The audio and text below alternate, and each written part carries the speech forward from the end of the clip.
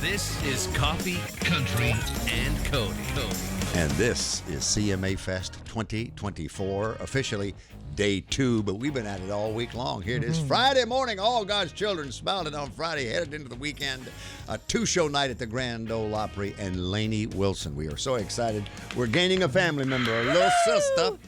Lainey Wilson becomes the newest member of the Grand Ole Opry, and Charlie Mattos is going to be there to host that tonight. Oh, it's going to be a lot of fun. Yep, 7 o'clock and 9:30. The 7 o'clock is sold out, but 9:30, come see her in her first performance as an Opry member. So special. Yeah. In studio with us this morning, Annie Bosko, who just played the Opry for, it wasn't her debut, maybe the second time she played? Yeah, just a week ago we were hanging out at the Opry. And so we'll get her to share that experience. It's always fun to sit down with an artist on their way to the Opry, but even more fun, a week or so later when they had a chance to soak it all up. And then Travis Denning, believe it or not, has his debut album. How's that possible? I've known him forever. It's really funny when I think about it. And what you won't hear, this is an encore of a sit down, and what you won't hear in the interview that I missed out, we ran out of time actually. At the end, I was going to ask him in a break off air. He had confessed to eating a cicada the night before while having drinks and grilling with friends that included Abby Anderson and her husband. Yeah, I don't know what was going on. Where have they all gone, by the way? They seem like they're gone. Are they expired? Their time is gone? Yeah, they had no, they're just waiting. I'm sure. No. Because they do the whole thing. They do that thing. They have the. It's a short life. Yeah, after the orgy, they're gone. That's it. Okay. You buy the farm. Ooh, wow, that's a image. Let that be a list. Oh, Right there. You CMA Fest goers downtown. All right. In the mosh pit. There's a lot of parallels. We're not going there. Nope. The Catholic Church still needs priests. That's, it's plenty of time. Father Charlie. That's the woman. Look closely there for those of you watching on our Circle streaming platforms. That's the woman who's just come from the arms of John Bon Jovi. Can you believe that? That was amazing. Yeah, and he is just as gorgeous as I remember. I was gorgeous. jealous myself. Yeah. I wanted to meet Bon Jovi. I got to tell you, it was really cool, and it was the entire band. So we were downtown for the opening of JBJ's. Not open yet, but it opens tomorrow at noon. So, we're fortunate enough, and you certainly with all the Amazon stuff too, to be around a lot of famous people, but they're famous country people. Is it a different vibe when like this worldwide rock star walks in? Well, tell the story quickly. We're going to take you to the Opry. Yeah. Speaking of Lainey Wilson's induction with Tanya Tucker here in just a little bit, and Opry star Trisha Yearwood. But you said apparently the word got out that he was in the building. Yeah. So and when you came out literally into a sea it of was humanity. crazy. Well, and again, we're used to people who love country music and country stars, and that's a different world. This is a different world. I mean, Bon Jovi. So when we went in the building, there were a couple people that were hanging out, like, who's in there, what's going on?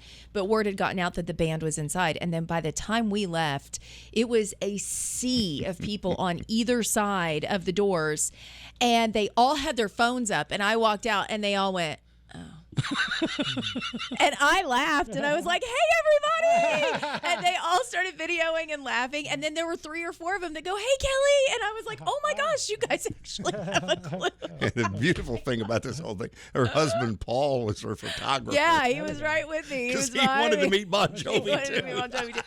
But it was just one of those really, really cool moments, only in Nashville. So we're going to tell you more about JBJ's Nashville, when you can check it out, all the details. Very cool venue. And I said it still has that new bar smell, which is better than the old bar smell. We'll get rid of that tomorrow night. You know that's coming. Not for long. So we've got that coming up for you in entertainment headlines. Also, we have all the things that Dolly is doing. She made huge announcements yesterday. I think her team is over there just checking off the list of all the things that she has in the works. So we'll run that down for you coming up. This is Coffee, Country, and Cody. Annie Bosko, CMA Fest 2024, and miles to go before you sleep. Welcome to Coffee, Country, and Cody. Hey, you know what? We're going to need lots of coffee this week, that's for sure. Coffee and country music and Cody. What else is there? That's right. Staying out late and getting up early. She's an Ariat artist and is playing the Ariat brand shop today at 6:30. That's right. Rolling Stone country artist to watch. Played the Opry last Friday night, which was not your debut. It was the second time I think you Second played time. the Grand Ole Opry. Made your debut back in the fall of 2023. Yep. So share that experience. It's as recent as a week ago. Gosh. What's still running through your mind from that night? What's crazy is you can literally put me in the middle of, an arena. Like I played C2C Festival, just me on a guitar, 20,000 people. And I'm like, I got this. The Opry, every time I feel like I'm going to black out. And I'm like, there's something about the magnitude, and the weight and just knowing this is like the foundation of all country music. And I put it so high on a pedestal that I'm hoping one of these days I'll play enough times to where the nerves, will settle a little bit. Just because it's always nerve-wracking and unnerving for me. But it was such a special night. I played Heartburn. Dwight did an intro for me, and it was so cool when he spoke. Like the whole crowd got excited and was like, "Wow!" Like, "Hey, this is Dwight Yoakam. Welcome, my friend Annie Bosko." And he's just ultimate cool. Yeah. He just has a swag like no one else. So Really. how do you know Dwight? Dwight and I became friends. I met him and his wife at a CMA after party, and we started talking California country music. I'm from California. Started talking Buck Owens and Merle Haggard, and I'm obsessed with that whole. Today's Wynn Stewart's birth anniversary. Is it really? Yeah, Wynn Stewart was Merle's favorite singer. Oh wow! didn't know that. God, Merle's one of my favorite singers all time. So we started talking about that, and his wife started following me, brought him to a show, and so that led to a friendship, and we just stayed friends, stayed in touch. I'd go see shows, and then I just asked him, at one point I literally handed them a handwritten note, and it said, "Hey, here's why you're such an inspiration to me. Here's a song that I wrote. I think it's one of the, in my mind, I wouldn't just pitch him any song, but this was one that I knew was special, and that felt like when we were writing verse 2 of it, I actually asked my co-writer Chuck Cannon, who's prolific songwriter. Oh, yeah. I asked him like, what is something really cool that Dwight Yoakam would say, like edge, poetic, something that just feels Dwight. And then he ended up recording it, so I think it was kind of meant to be. But he told me, he said, "Annie, I wouldn't say yes if I didn't like the song." So I guess he doesn't say yes to everything. So I'm very honored and just deeply grateful that he agreed to do it. And it's interesting, you talk about the Opry and how you feel when you're there. And we were watching and listening to Tanya Tucker do some classic stuff here a moment ago. You said that was your first concert? Tanya was my first concert. Where? What were the circumstances? How old? Oh, man. I'm trying to figure out what venue it was. My dad took me. I'm from California. He's a third-generation agriculture farmer, avid country music listener. My dad's an encyclopedia of classic country. So I grew up on that. And I'm trying to figure out where. I don't even remember where the venue would have been. I'd have to call him to ask him. I had to have been like 3 or 4. I was young. Yeah, I was really young. And I'm pretty sure I didn't have the earmuffs on at the time. So. Of course not. I don't think they had those then. No. It's fine. Now all the kids have the little headphone earmuff things. Like, oh, we should have protected our hearing. Oh, that's cute. Forget about that. I've already got this hearing many loss. years, my hearing is definitely not protected. So Thousand Oaks was home growing up? Yeah. And what kind of farming and ranching did your dad do? Their headquarters is in Oxnard. It's called Boscovich Farms. They grow all produce. So mainly known for like cilantro and some of the vegetables, artichokes. And they farm everywhere from Oxnard to Salinas. And my uncle is a grape farmer in Bakersfield. So yeah, they're all farmers. And all my uncles and yeah. Croatian, I think I read. Did I not? Yeah, I know people are like, you're a Croatian country singer from California. Wow. It doesn't get any more weird than that. That's pretty cosmopolitan. Yeah. There you go. I like it. I know. Originally my real last name is Boskovich, and I had a radio personality I'll never forget say, "Boskovich, that's country, a different country." Oh, very true. He said, "Why don't you go by Annie Bosko?" And I said, "Well, that's my AOL email." Yeah. And then a week later, I'm recording a song for Desmond Child, who wrote "Living on a Prayer," Bon Jovi, all these iconic songs. And he goes, "Oh, honey, you're Annie Bosko. I named Katy Perry. I name people." And I thought, well, 2 people in a week have said this. So I've gone with it ever since, and it's easier to say. And it's funny, for a long time I sort of almost wanted to hide that I was from California when I lived here. I moved here 18 years ago. And now I'm at the point where I'm like, I'm proud of it. I'm proud to say like my dad was a legit farmer, who grew food that this nation lives off of. And I'm proud to be from California, where some of my favorite country music of all time came from right there. Also, much of your state has moved here as well. Oh my gosh. decade too. You just came early. They moved to Nashville. You beat It was them by a cool. decade. I came when everyone goes, "What are you doing?" I'm like, Right. "I'm going to Right. Nashville." I mean, you know, like 18 years ago, Nashville was big, but nowhere where it is now. It needs to stop, actually. I agree. Did your I agree. country music loving father get a chance to be with you at the Opry when you debuted, or this most recent visit? Sadly, they couldn't. They had my cousin's wedding, and he's the godfather, so they were torn between the two. But my family's been so supportive. I'm one of 5 kids, and they show up to every show, and they are so loud. You can't miss them in the audience. You know where they are. And my dad's probably crying. 6'5", man's man, but he will cry for sure. So, Do you remember your first gig in Nashville? Like where you were or where I'm you scared played? to remember it. I can't imagine how bad it must have been. But it's so fun to think about, like where you started so many years ago, and then that you're on the Opry stage, that you're going to be on these fun stages this weekend for CMA Fest. Because I'm sure that you were on the outside, like looking at CMA Fest going, let me in. I can do that. To your point, and maybe that's a good reminder, because right now, of course, I'm like, well, I wish I was playing the stadium, or I wish I was doing this. Yeah. I'm always looking to, well, I want more. What's next? Yeah. And I want to be bigger and better. But yeah, to your point, I remember my first gig was at a coffee shop that no longer exists. It used to be in Edge Hill Cafe. There was like a little coffee shop there. Yeah. Oh, it was great. I loved their coffee. Mm-hmm. So that was probably one of my first gigs.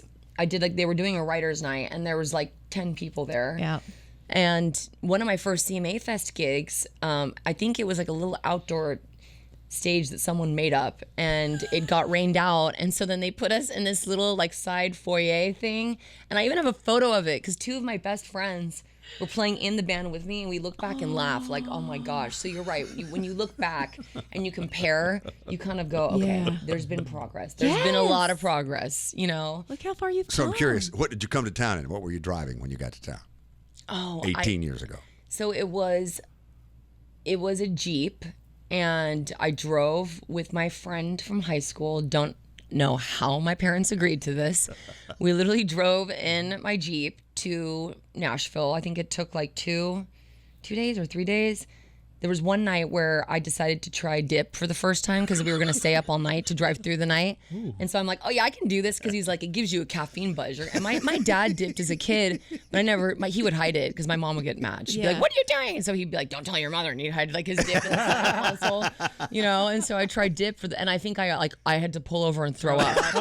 Yeah. That's every person, first time, every time. I suggest Mountain Dew the next time you need to make that kind of ride. Okay, that's good to know. A little easier caffeine or Red Bull. buzz. Let's just do anything. Sure, yeah. Where's Robert Earl Kane to sing Copenhagen? Oh, yeah. What a wild flavor. Copenhagen, you can see it in her smile. More Coffee, Country, and Cody is on WSM. Annie Bosko and her guitar. You're on Coffee, Country, and Cody as she plays the Ariat Brand Shop today at 6:30. And if you go to the Opry's website, artists who've played the Opry, they have a little bio, and Annie's opens with, when Vince Gill, Raul Malo, and Dwight Yoakam all agreed to sing on your first full-length album, you just might be doing something right. Oh, what voices, too. And also unique. I love Raul. Yeah. He's next level. One of the greatest voices of all time. Yeah. All time. Also, can we talk about the Ariat boots? Because I know you guys want to talk about music. But like, that's a nice partnership, huh? these boots are awesome. These are beautiful. They're I'm a boot connoisseur. I love them. And now I only wear Ariats, but these are the round toe, gold spec, and they're so comfortable. And you know, it's a really cool company. It's female owned, female operated. It was a woman who started it, and then it went on to become like the premier boot, you know, company for all Western wear, cowboys, ranch workers. Yeah. So they have working boots, and then they have cute boots for us girls. Yes. And it's kind of like, just what an amazing brand. So honored to be in alignment with them. It's just, they were my first pair of riding boots as a kid. Oh, yeah. Yeah, so it's like full circle to be, you know, to be sponsored by them. So back to your childhood in Thousand Oaks. How old were you? Did I read that you sang on the Little Mermaid 2 soundtrack? I did. When yeah. You were young? That was my first moment of, you know, coming from the family that I did, they didn't know anything about entertainment industry. My dad was in farming. My mom was a stay-at-home mom of 5. So they knew I could sing, but, you know, she wasn't able to take me to auditions or things because there were too many other kids. And so it was sort of like just a I don't know, just a hobby at this point and something that I love to do, but that I didn't know I could actually pursue a career in. And then I was singing at something, and a guy heard me and was like, I want, you to audition for this we just had Shelley Wright, who, if you remember Shelley Wright, of course, do a version of the song, the end title for Little Mermaid 2, and we need a younger voice to be like the daughter of Ariel. And I was 13 at this point. So I went and I auditioned, I got it, and it was wild to go to Burbank, the studios, and to go in a recording studio for the first time, and it's a Disney soundtrack, and I'm like, I'm a 90s kid who, like, that was, that was everything, right? All the, like, Lion King and Jasmine, Aladdin, and, all those, it was, like, huge, my Disney soundtrack. And for me, that was the moment where I went, okay, I could actually do this. And they wanted to make me a Disney kid and put me in the Disney camp and, the whole thing. And my mom said, absolutely not. You're going to school. And so that dream ended.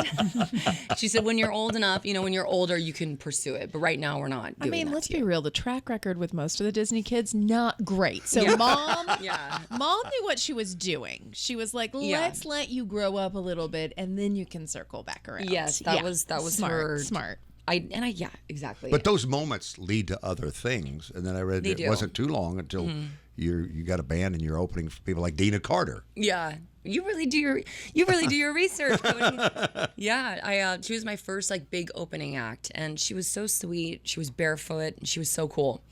And I'll never forget that. It sticks out. As an opener, you the artist that made you feel special and important, even though you're really not at that point, but certain ones do, and you'll never forget it. I love it. Yeah. Who's your favorite songwriter? Most inspirational songwriter? That is so hard to say, especially in a town like this one where... Who would you most like to write with? Oh, yeah. I think the answer would be Jeff Steele. Uh-huh. I think I am fascinated by his diversity. How he can write, like, I got a brand new girlfriend. Yeah. And he can write, my wish for you. It's like he can write country songs, and then he can write songs that just make us cry. But I've always felt in his songs, the common thread is there's an element of soul, and it's never generic. It's like there's something that he'll do, like, oh, hell yeah, oh, my. He'll always do something that's just like a little left of center that takes it to a different place. And I've always felt too that he writes as a performer, and watching him as a performer, I think he's one of the greatest entertainers, beyond being just a songwriter. Oh, listen, when I first heard him, he was fronting Boy Howdy. Yeah. Back in the day. And, because of a personal tragedy in the band, no telling where those guys would have gone. For sure. Without a doubt. He's also one of the kindest humans. He has done so much. He actually performed at my daughter's middle school songwriters show. That's where the money is. Yeah, I was like, it's Grassland's songwriters show. Would you come? He goes, absolutely. And we raised money for their music education program. That's amazing. And that's he does that kind of stuff all the time. time. Yeah, he has like a men's Bible study prayer text chain that he does. And he's, and now he's spent so much of his life helping other people who've lost their kids, because he dealt with a horrible tragedy, horrible loss of his son. So I just can't. And there's songwriters that make you feel important in the room, and he's one that's like, well, what would you want to say? Well, how would you say it? Have you worked with Vince in that capacity as a co-writer? Oh gosh, I'd love to. That still needs to happen. Okay. I'm hoping that happens. But he would definitely be one on the list that I'd love to work with. Natalie Hemby, I'm a huge fan of. I'd love to write with her. Hillary Lindsay, I'd love to write with her. Lori McKenna is someone I would love to write with. So I definitely have a wish list of people. But, Jeff was one that I had always dreamed of writing with ever since I moved here. So to get that to happen, and he's still excited, texting me going, where's the song on the charts? This is so exciting. Like, he's excited to have a single. He's like, oh, is blah, blah, blah still there at blah, blah, blah radio station? He knows all these people because he did radio tour. Yeah. And so it's cute to see him excited. I'm like, I can't believe he's excited after all these hits that he's had, Sure. Still excited about it. If Annie Bosko just mentioned your name and you're listening, please contact Coffee Country and Cody for a co-write, please. Right. Now, Vince is occupied with the Eagles for a few more days up in the UK, but when he comes back, he will call you. So. Right, I know. Annie, awesome. Thanks for getting up early. Oh, thank Have you a so great much run for the rest having of the me. week and into the weekend. Thank you. It And, really means a lot. And the show so much. tonight is free. So come if you're downtown and for CMA Music Fest, go stop by Ariat Brand Store. Catch Annie tonight. 6:30. Yes. Annie Bosko on Coffee Country and Cody. More coffee, country, and Cody is on WSM. He has given us so much music, his own as well as songs he's written for other people in the time that he's been in town. And the months have turned into years. And are you at a decade yet? Where does it go? Huh? Yeah, I've been here since 2014, so 10 years. 10 a decade. Oh, okay. And finally, your first full-length motion picture is released. Isn't it crazy? They said debut album, and I was like, I mean, my first single was 6 years ago, but I mean, it is my first full-length album. I did a double take when I read it. Travis Yeah. Denning is here this morning on Coffee, Good to see Country, y'all. and Cody, and an album called Roads That Go Nowhere. And I want to know where the photo of the artwork was taken. That was taken on Westlake Road, which runs in Twiggs County, just really close to like where I grew up, just over the Houston County, Twiggs County line. And a lot of good times, a lot of beers drank, a lot of memories made on that road. And so that was definitely the first verse of Roads That Go Nowhere. It talks about hitting a back road and your mom saying, you know, staying out all night. That's a road that goes nowhere. So I knew it had to be the album cover. And For people who are not familiar with Georgia geography, take a look at that picture and say, hey, let's all pack up and go there. Hey, that's what we did. That was our road. You know, everybody's got one. That was ours. Yeah, as soon as you said, I wonder where you took that, I said, that's got to be Georgia. That's got to be it. I literally drove down one night, woke up at like 7 a.m, went out there, took a picture, and drove right back to Nashville. Did you? No kidding? Oh, yeah, literally. We drove down there. We shot a little performance video for Mulgy River that goes to the river. Yeah, it was like down, back, took a photo, came right back. Take a crew, or it was just you and Madison? It was me, my manager, and the photographer. Oh, okay. Yeah. So it was easy peasy. So you grew up around Warner Robins. Around Warner Robins, yeah. Bon Air specifically, little unincorporated town that we lived in. But, yeah, so born and raised there. A short stint in Utah growing up, but mainly all Georgia. So what was playing on the speakers of your first car when you were driving around those back roads? Man. Well, a little bit of everything, but, I mean, definitely, you know, Southern rock. There's something about the Allman Brothers that kind of sounds better on a back road in Georgia. And actually, if you went on the other side of Westlake Road and cut through this place called Charlene Plantation, that was Chuck Leavell's property. And, you know, Chuck Leavell is the music director for the Rolling Stones, but he also briefly played for the Allman Brothers and recorded on a lot of great stuff. So it's in the water. It's in the dirt over there. Well, it's Travis Denning this morning on Coffee, Country, and Cody. And, of course, I mentioned you. We know you for the stuff that you've recorded, but the things that other people have recorded that you wrote, like Morgan Wallen, I hear that pays well. Yeah, it don't suck. I'll tell you that right now. Yeah, I'll take. If he'd like to record more, I'll take as many Morgan Wallen cuts as he's giving out, man. Chase Rice, Jason Aldean, Justin Moore, Michael Ray, among those who've recorded your stuff. Did I understand you said at the very beginning that your mom had that line when you were out on that road at night? Yeah. On Roads That Go Nowhere. Yeah, it was like that. Was just thinking about Mama said nothing good happens after midnight. You know, a truck full of buddies and a 12-pack of something light. I love I ain't that. got no sponsorship yet, so it's something light. Just leave it there. Leave it Any blank. of y'all beer makers listening out there, I'll sell That you is in. actually very smart to leave it generic until, right? I love that. Yeah. Never give it away for free. We don't pimp no logos or anything unless there's an That's ulterior good. motive. All right? Good. That's how we work around here. That's what you learn after 10 years in this town. Exactly. First year you might have Yeah. put something else in there. You Now got you're to like, throw me $100 or something to put it in there. You're a member of the Opry NextStage class of goodness. We talked about the passage of time being in town a decade, 2018. Crazy. Which is, 6 years now? So wild. Yeah, that was first single early on, you know, and man, it was so much fun. That was such a great thing. I mean, that's really how me and Riley Green, I felt like, really, we had met, but like spending time. I remember we were performing one time doing Next Stage thing, and we were sitting side stage, and he just leans over to me and he goes, "Hey, we should do some shows together." And I was like, "Yeah, that'd be great." He's like, "Yeah, I'll talk to my booking agent." Next day, we get a 35-date tour from him, you know. And I was like, "Oh, I thought we were just going to play a couple shows together." But that was what was so special about Next Stage, man. Like just being able to connect with somebody like that, you know, was really great. Recount your first Opry visit, your performance. Oh, man. Just unbelievable. It was actually the very first one was at the Ryman, which for me was really special. Just the history of the Opry and everything, being able to do it at where it was started and all that. Charlie Daniels headlined, and it was a 2-for night. I played the early show and the late show, and Charlie Daniels gave me his bow that he played that night. Yeah, I still have it up in my little studio, and man, that was special. And it made the time I finally played the Grand Ole Opry made it even more special because I essentially got 2 first times. You know, I got to do the show and then the place. So when you say Charlie, I think about your connection to the Marshall Tucker Band. Yeah, that was first time I ever stepped foot on stage. Played "Can't You See" with Marshall Tucker Band, and that was actually on the Volunteer Jam tour.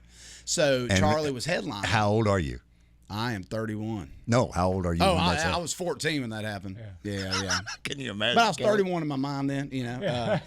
So how did you wind up on stage? My dad grew up with Chris Hicks, who plays guitar for Marshall Tucker Band. Oh, okay. And we were like, this was when we lived in Utah. My parents' jobs took them out there, and we went and saw them. And my dad's like, just bring your guitar, you know. Y'all might jam backstage or something. And so I brought guitar, and Doug Gray came by, and he was like, you ready? And I was like, for what? And he was like, you're getting on stage. And I was like, okay, sounds good. He's like, you know, can't you see? I was like, DCG. He was like, that's my man. You got it. So I just strummed along, and I was like, hope I sound all right. Coffee, country, and Cody. Travis Denning in studio, new music, Roads That Go Nowhere. You heard Southern Rock. Got to see it if you were watching on our Circle streaming platforms a little bit earlier. And I was just looking at your tour schedule. Are these dates with Hardy? Yes, as sir. a part of this tour? Mm-hmm. So Rogers, Arkansas on Thursday of this week, and then Maryland Heights, Maryland at the Hollywood Casino on Friday. And I wanted to mention Rogers because during these recent tornado outbreaks, there were at least 8 confirmed deaths in Arkansas. Yeah. And Rogers was very hard hit. And you think of Rogers, you think of Bentonville, you think of Walmart. Right. Yeah. And what a densely populated area that is. I know, yeah. That's, I mean, it feels like tornado season this year has been one of the worst ever. Doesn't it? I feel like, yeah. And maybe it's part of just our technology, like we're seeing more of them. But, yeah, you hate when you hear one that hits a populated area, you know. I mean, my thoughts and prayers out to everybody there. So we'll try and put on a good show and lift their spirits. Yeah, you get to help them smile. Absolutely. Probably having in a few days now. And then not too long, you're back at the Opry stage, June 11th. Kelly Sutton will be at the podium with you that night. Come on, pound it. There you go. There it is. And then this Saturday, you'll be in the home of Steve Warner, Noblesville, Indiana. Yeah, he can kind of pick a guitar a little bit. Yeah. It's decent. He's not too bad. Yeah. Who were some of your I mean, you talk about Charlie Daniels and the Marshall Tucker Band and Southern rock influences and all that. Dickie Betts would come to mind. Absolutely, Dickie, and rest in peace, man. We just lost him. Yeah, I mean, Dwayne Allman, obviously, Toy Caldwell from Marshall Tucker Band. And then, like, on the rock and kind of heavier side, I'd say Angus Young from AC/DC was one of my earliest favorites. And then Dimebag Darrell from Pantera, and a little bit more modern hero, but there's a metal band called Lamb of God I've always loved as a kid, and their guitar player Mark Morton really was like, to me, he was almost like a blues player that just played in a metal band.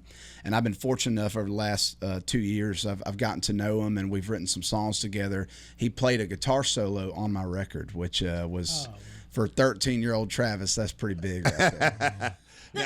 How many of those are left-handed that you mentioned? None of them. Not a single one of them. I obviously, Hendrix was a big love of mine. He was about the only lefty that I listened to. You know, you said earlier it was 6 years ago that you put out your first single. Yeah.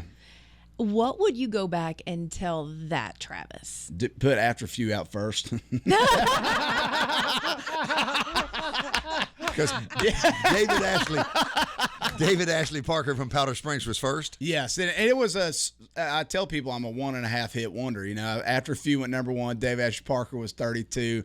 All that aside, I would just tell him to just enjoy the ride. I've enjoyed all of it, and those early years were so fun. I mean, honestly, like doing radio tour and playing all those shows and being able to go everywhere, and then starting to hear people sing that song back and stuff. I mean, I just say soak it up. The funny thing is, I remember meeting you early on, and you were never intimidated.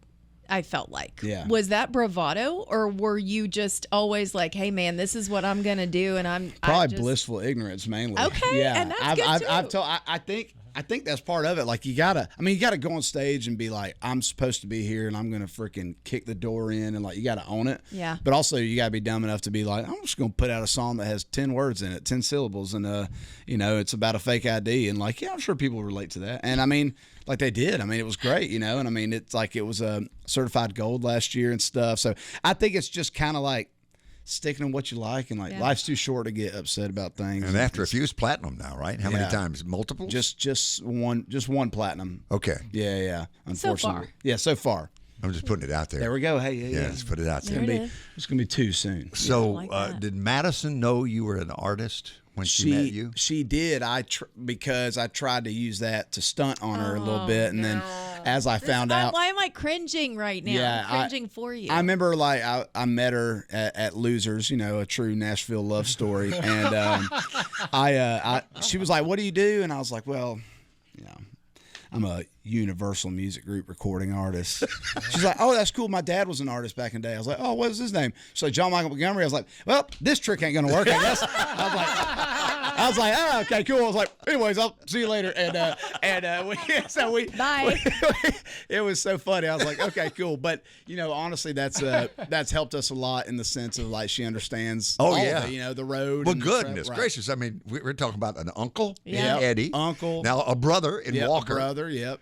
And you, her Yep. husband, now husband. I know it's so she definitely gets it and everything. But First meeting with John Michael Montgomery. oh, it was awesome. So I drove up to Kentucky.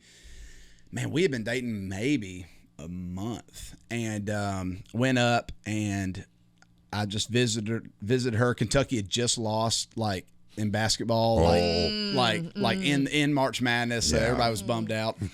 But I would have rescheduled, man. yeah, Well, that's happened a lot lately in March Madness. dude, So trust they've me. been bummed a lot Trust up me. there. I know. I know. It's been an ongoing thing. I'm like, man, thank God I like football, and thank God I'm a Georgia fan. I've been through a lot of it myself. But yeah, I went up, and she was like, I'm going to see if my parents will come and get a drink with us. I was like, awesome. Like, I'd love to meet him. And, man, we ended up sitting at this bar called Two Keys, which I don't think is there anymore, but it was literally a college bar. And we went, and they came with us, and we all had a couple drinks and met. And me and John Michael just talked about Tony Lane songs and things like that, and just gushed over him and some of our favorite writers. And it was pretty cool. The next day, I was going to be gone for like 3 weeks. And, like, the ACMs were coming up and all that. And John, like, booked Madison a flight and said, like, you should go out there and spend time with him. I was like, dang, I must have done a pretty good impression, I guess. So, yeah, and we've been fishing buddies ever since. Any advice that he has given you that you've hung on to? Oh yeah, he said, get out while you can. You should have got a degree. No, not so much advice, but what I do connect with him on is, like, when I talk about things that I'm going through in the business or things that have happened.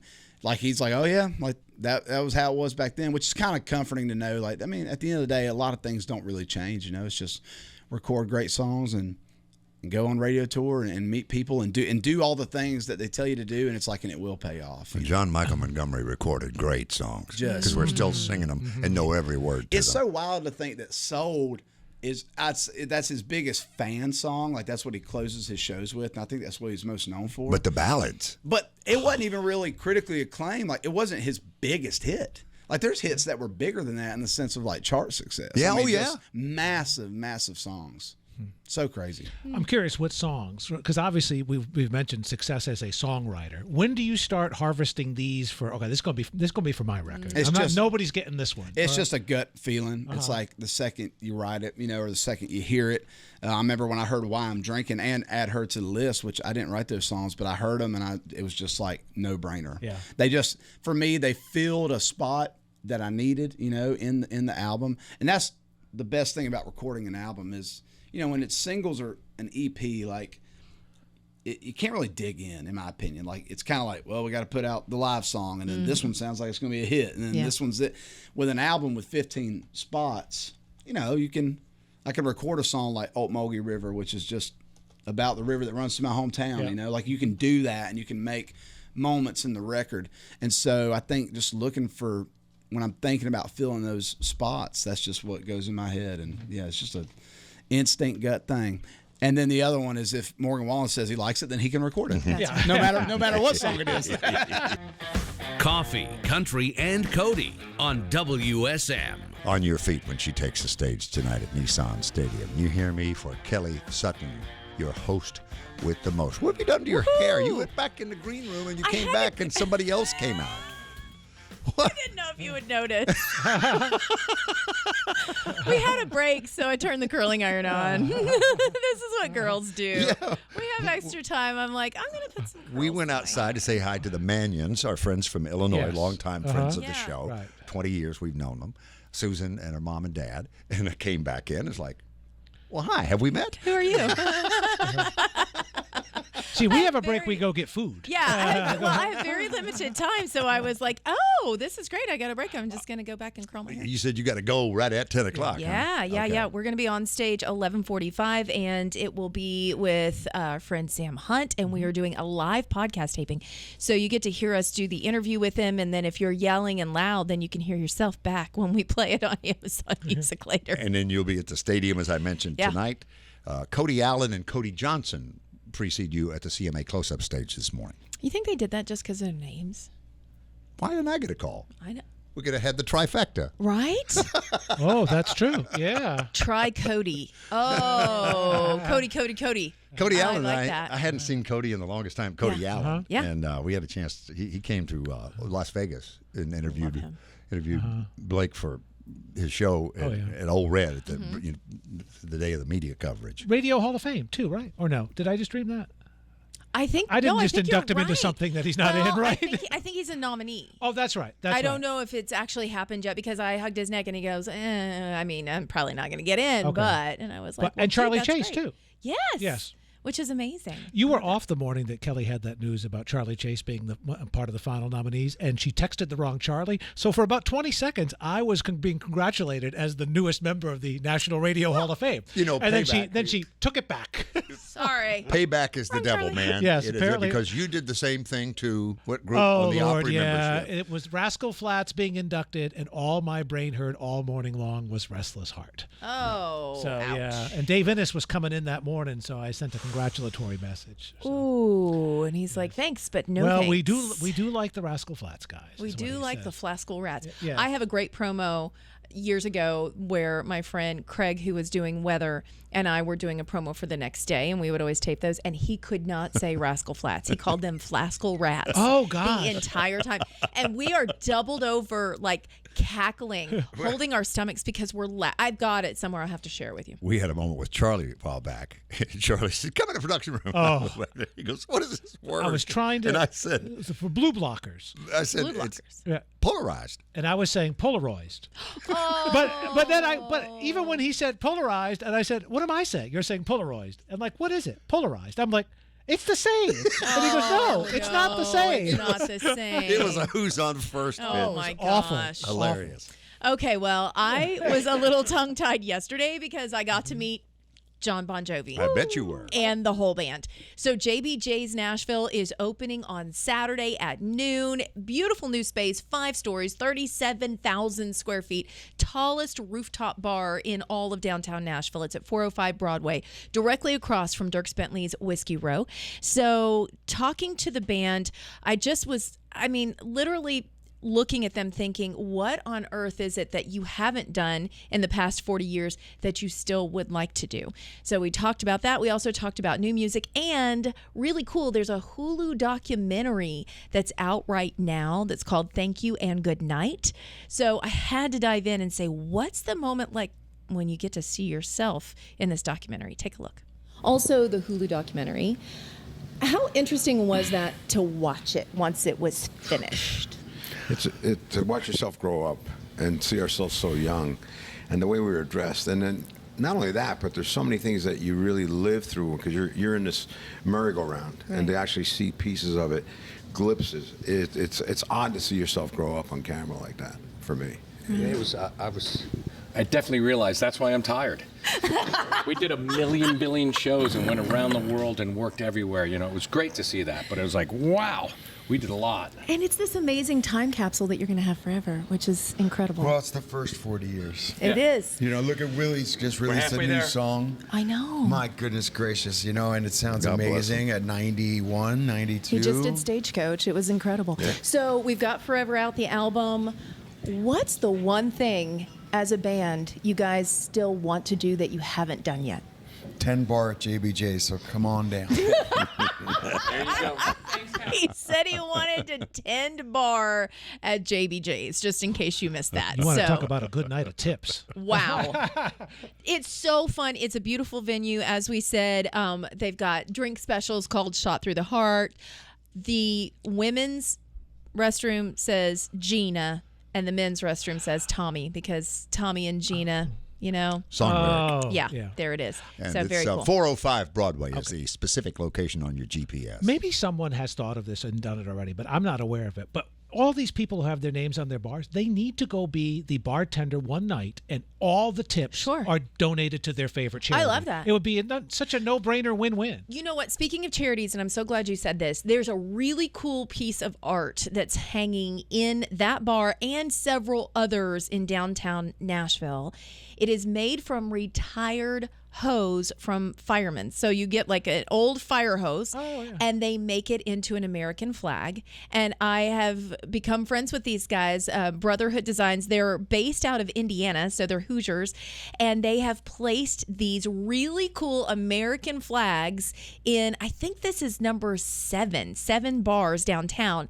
And you can now do a bar crawl and find the flags in each one of the bars. Oh, wow. But very, very cool. And of course, you know, supporting our first responders and firefighters out there. They take all of that old hose and then make it into a really cool piece of art. So look for that when you go see JBJ's open Saturday at noon. Also, got to tell you about this. Dolly Parton, she's got all the things coming. A new wine, a new hotel, a museum that's a part of the hotel, and a Broadway musical. Hello, I'm Dolly will be hitting Broadway in 2026 if all things go the way that she plans, and they will because she's Dolly. Not our Broadway, New York's Broadway. Like the big Broadway, where my kid wants to be. Ours is getting bigger every single minute, it seems. That is a very true story. Very true story, yes. Hey, y'all, Charlie Mattos tonight, 7 and 9:30. He will be hosting Lainey Wilson's induction into membership of the Grand Ole Opry with Mark Wills, Jeannie Seeley, Meg McCree, Terry Clark, and Wynonna. Hey, we are back to wrap it up on the television side. If you will join us, continue with us. WSM Radio at 6:50 a.m. terrestrial and 6:50 a.m. WSM at WSMradio.com on the World Wide Web. Travis Denning, and believe it or not, has his first full-length album. I know. Isn't that funny? It's called Roads That Go Nowhere. And the part that you will not hear in the interview when we encore it, though, is the part where he had eaten a cicada just a few hours earlier on a dare while having drinks and grilling out. I mean, country music. That's hardcore right there. I can see you pulling it off tonight on stage in front of thousands at CMA Fest. No. Maybe we'll be there. Maybe a chocolate-covered cicada. What do you think? No. I'm just going to be there waving at everybody, and I'll see you at 11:30 at close-up stage. Kelly Sutton. And what's that granola you have? Vanilla? Vanilla? My vanilla nut granola. There you go, with a side of cicada.